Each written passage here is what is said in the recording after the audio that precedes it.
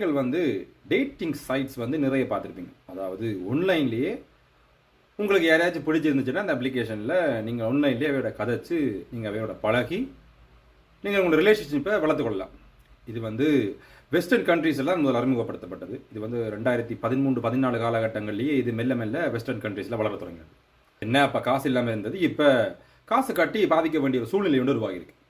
சரி, அது காசு கட்டி பாதிக்காம அடுத்த கட்டம். முதல் இதில் பாவிக்கிறார்கள் நீங்கள் வந்து இதில் உங்களோட ப்ரைவேசியை வந்து கண்டிப்பாக பேட வேண்டியது மிக முக்கியம். என்னென்னு பார்த்தீங்களாண்டா, இப்போ இந்த டிண்டர் இது போன்ற சில டேட்டிங் சைட்ஸ், சில டேட்டிங் ஆப்ஸில் வந்து பண மோசடிக்காக நிறைய விஷயங்கள் நடந்து வந்திருக்கு.